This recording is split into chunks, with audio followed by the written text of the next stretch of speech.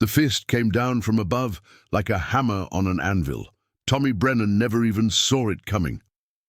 The sound of the impact echoed through the Silver Dollar Saloon, a dry crack of bone against bone that made bottles rattle on the shelves.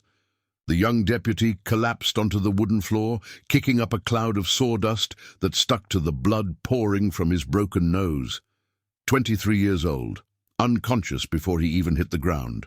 Above him, blocking all the morning light coming through the swinging doors, Goliath McReady wiped his knuckles on his filthy shirt. 7 feet of muscle covered in prison scars. He spat a brown glob of tobacco next to Tommy's head and swept the saloon with yellowed eyes, the kind that hadn't seen proper sleep in years. Nobody moved. Nobody even breathed. The silence was so thick the ticking of the wall clock sounded like hammer blows. McReady smiled, rotten teeth, several missing. He had just made the most fatal mistake of his life, because in the dusty second-floor window, behind the torn curtains, Wyatt Earp was watching everything. And men who touched his deputies didn't live long enough to regret it. If you're here, it's because real stories of the Old West make your blood boil. Leave a like right now and tell us in the comments where you're watching from, because the story you're about to hear nearly buried the legend of one of the most feared men on the American frontier. Tombstone, Arizona, September 1881. The town was boiling under the scorching desert sun. Newly discovered silver in the Dragoon Mountains had turned a miner's camp into a cauldron of ambition, violence, and precarious justice. The dusty streets smelled of horse manure, sweat, and burnt gunpowder. Saloons ran 24 hours a day. Poker games ended in blood. And in the middle of that chaos, a single force maintained some semblance of order. Wyatt Earp, sheriff for 6 months. He hadn't yet needed to fire a shot to enforce the law. His reputation was enough, but reputations, no matter how solid they seem, can crack in a matter of seconds. McReady kicked Tommy's boot as if testing to see if an animal was dead. The limp body didn't even twitch. He raised his eyes to the pale faces around the poker tables, cards still held in trembling hands, whiskey glasses frozen in mid-air. "Anyone else want to defend Tombstone's honor?" His deep voice came out in a drawl, drunk on power.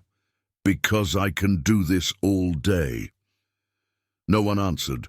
The bartender was wiping the same glass for the 5th time, his eyes fixed on the counter. One gambler swallowed so hard it was audible. McReady laughed, a hoarse laugh that sounded like rocks tumbling down a canyon. Thought this town was tough. He walked to the bar, heavy boots making the floorboards groan. "Thought you had a real sheriff." From the corner of the room, a voice cut through the air like a sharp blade. "You do." All eyes turned to the door. Wyatt Earp stood in the doorway, silhouetted against the blinding streetlight. A black hat cast a shadow over a face carved from granite. His coat was open, revealing the ivory-handled Colt .45.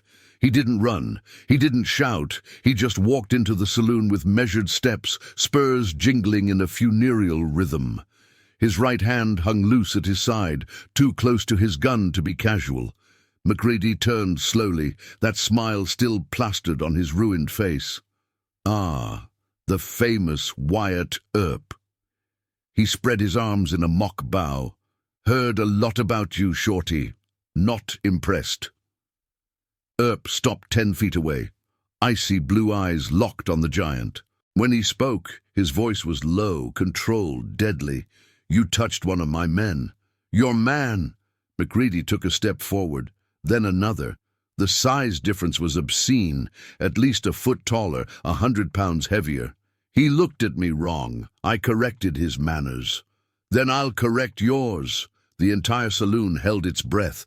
McReady tilted his head, eyes narrowing. Then he did something no one expected.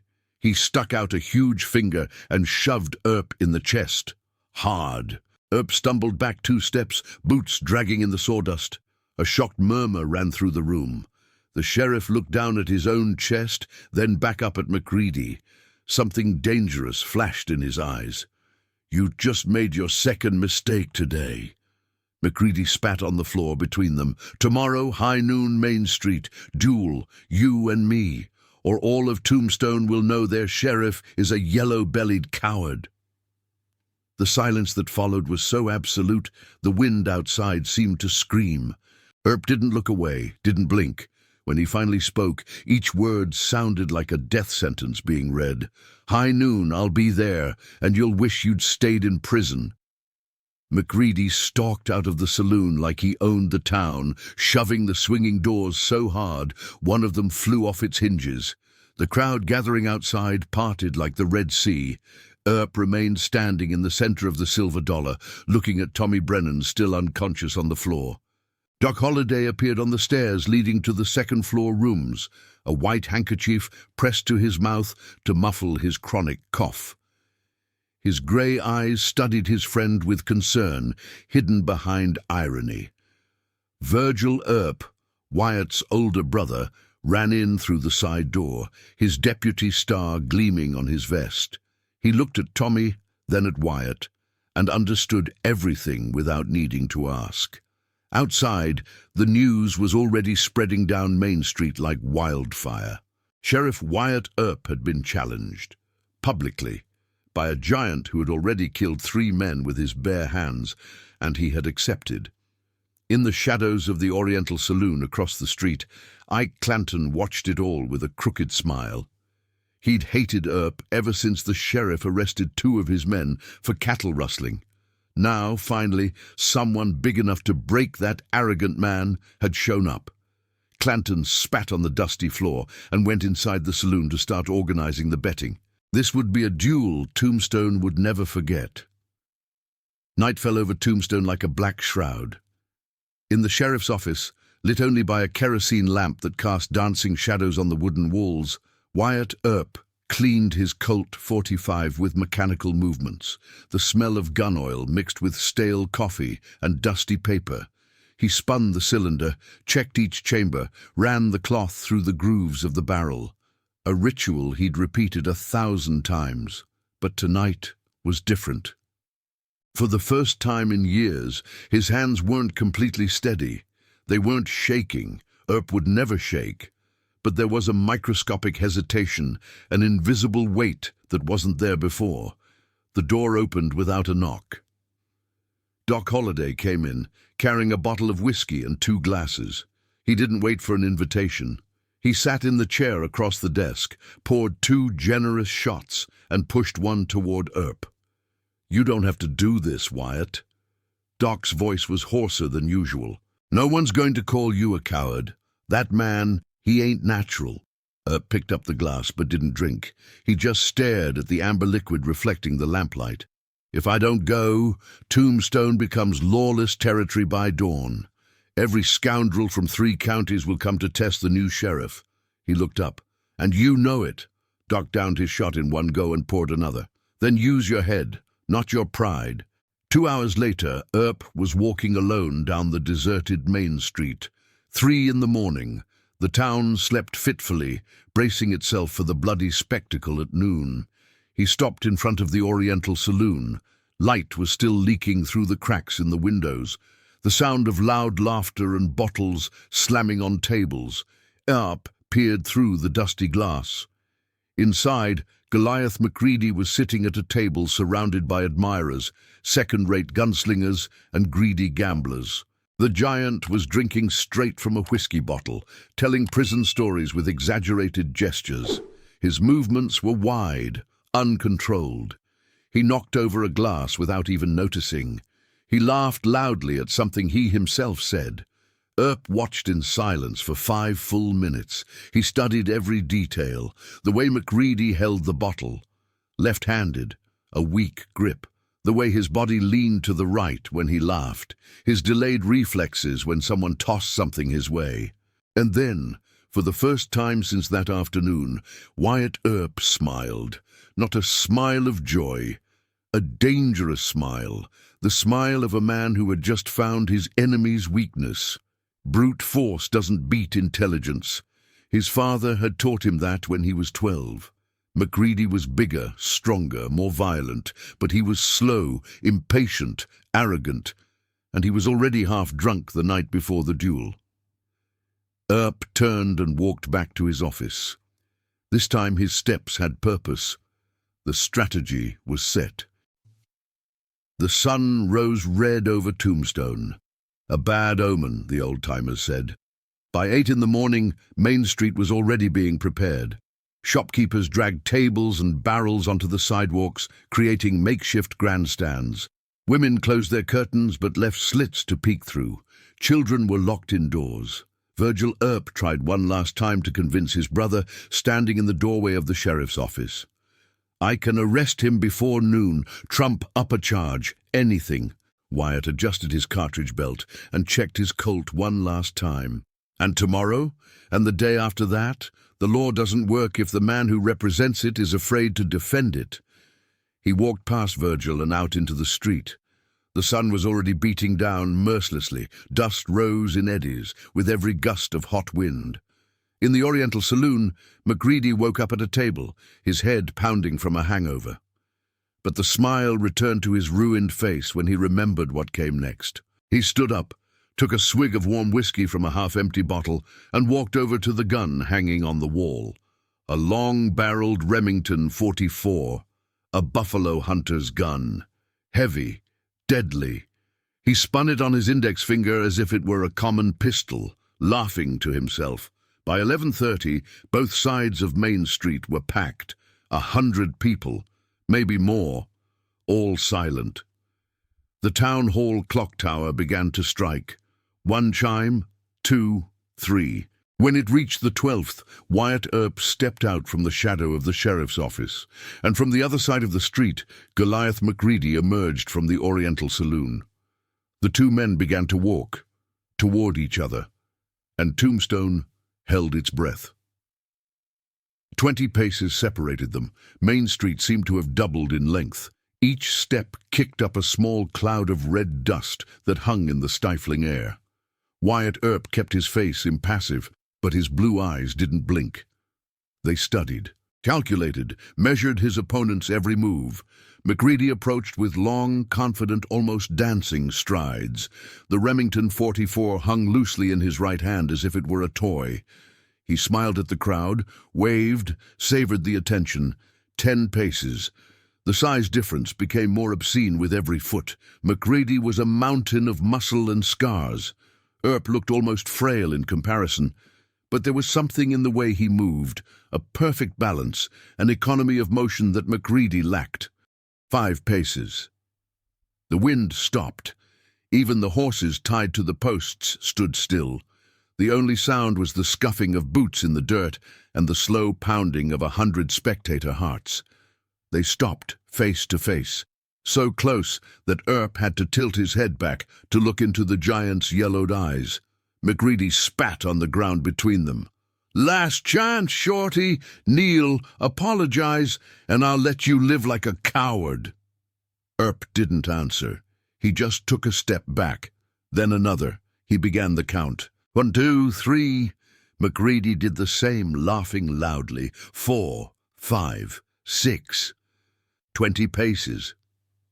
They turned at the same time. The crowd swallowed collectively. Doc Holliday, leaning against the doorframe of the Silver Dollar, gripped the handkerchief in his hand until his knuckles turned white. Wyatt Earp, hidden behind a post, had his hand on his own gun, ready to intervene. Absolute silence. Then McReady drew first. The Remington came up, heavy but fast for a man his size. The shot echoed between the buildings like a thunderclap. The bullet missed Earp by a foot to the left. It splintered a piece of wood from the post behind him. Earp didn't move. He didn't draw. He just stood there, hand hovering over his Colt, eyes locked on McReady. 2 seconds of deadly silence. Then Earp spoke, his calm voice cutting the air like a razor. "I thought you were supposed to be good." The crowd let out a collective sound, half nervous laughter, half astonishment. McReady froze. The skin on his neck turned red. Veins popped in his temples. Earp continued, taking a slow, calculated step to the side. 20 paces, a stationary target, and you missed. Another step. Maybe you should have stayed in prison. At least in there you didn't have to hit anything. It was like throwing kerosene on an ember. McReady roared, an animal, primitive sound, and charged. He didn't walk, he ran. 3 heavy steps that made the ground shake. He drew again, fired on the move. The bullet went even wider. Earp threw himself to the side, rolled in the dust, and landed on one knee. But he didn't shoot. Not yet. McReady stopped, panting. Sweat poured down his red face. 2 wasted bullets. 4 left in the cylinder. Earp got up slowly, brushing the dust from his black coat. He smiled. Just a corner of his mouth. But it was enough. McReady realized it right then. He was being played. The sheriff didn't want to kill him quickly. He wanted to exhaust him, humiliate him, to make the giant look small in front of all of Tombstone. The rage gave way to something more dangerous. Fear. McReady fired again, missed, fired once more. The bullet ricocheted off the dirt 10 feet to Earp's right. 2 bullets left. The crowd began to murmur. A few even laughed at the invincible giant, at the monster who had threatened to take down a legend. Now he looked exactly like what he was, a big, slow, desperate man. McReady threw the Remington to the ground with a roar of frustration. He reached for his belt, pulled out a massive knife, a blade nearly a foot long. "Fine!" He spat blood. He'd bitten his own tongue in anger. "Let's settle this like real men." He lunged, heavy, too fast for his size. The knife cut the air in a deadly arc. Earp fell back, not far enough. The blade tore through his coat sleeve, drawing a thin line of blood from his arm. The crowd screamed. McReady laughed, revitalized by the sight of blood. He lunged again. This time Earp was ready. As the knife came down, he spun inside the blow. Closer. So close he could smell the sour stench of sweat and whiskey on the giant. And he drew. The Colt came up in a fluid motion, rehearsed 1,000 times, the barrel pressed against McReady's right shoulder. And Earp fired. The shot was muffled by the closeness of their bodies. McReady staggered backward. The knife fell from his hand, clattering on the ground. He looked down at his shoulder. Blood was beginning to soak his filthy shirt. It wasn't a fatal wound. Earp hadn't shot to kill.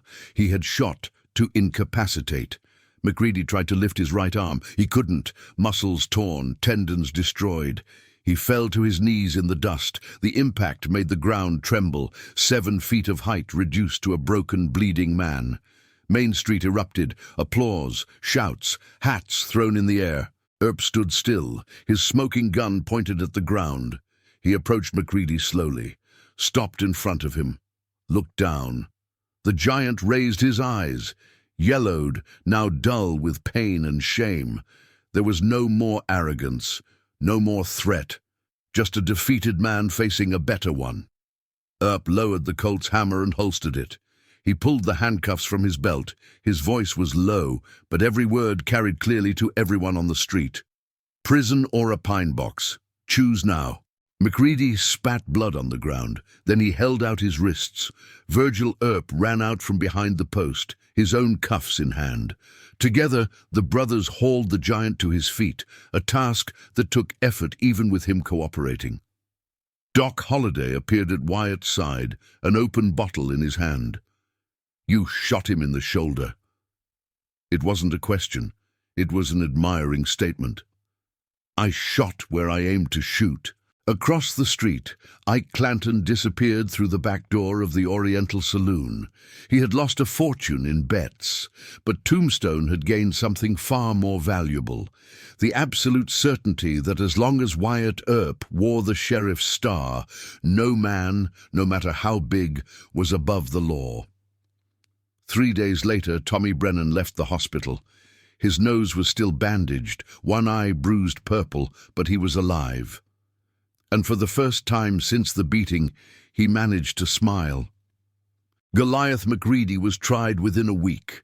Assault on an officer of the law, death threats, illegal carry of a firearm, 20 years in the Arizona Territorial Prison. He didn't protest. He didn't look at anyone during the trial. The man who had entered Tombstone like a hurricane of violence, left in shackles on a wagon, head down, defeated not just physically but spiritually. Wyatt Earp never spoke of the duel. He didn't brag. He didn't tell the story in the saloons, but he didn't have to. Tombstone told it for him. The story spread through the territories, from Arizona to New Mexico, from Texas to Colorado.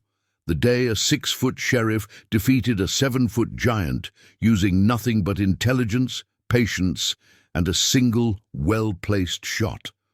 That September afternoon in 1881 cemented something that rumors and reputation had only suggested. Wyatt Earp wasn't just a man with a gun. He was a strategist, a leader, someone who understood that true strength didn't come from muscle or size. It came from the ability to keep a cool head when everyone else was losing theirs. Years later, when telling stories of the Old West, the duel with Goliath McReady always came up. Not as Earp's biggest battle, the OK Corral would take that title, but as his smartest. The one that proved legends aren't just built on a quick draw, they're built on choices. And on that scorching high noon in Tombstone, Wyatt Earp made all the right choices.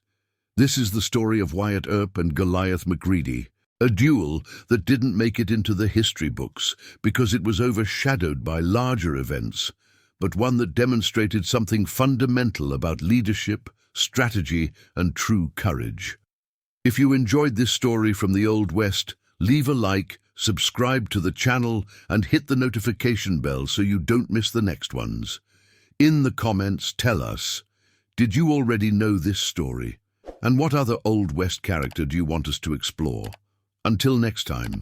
And remember, in the Old West, it wasn't the fastest or the strongest who survived. It was the smartest,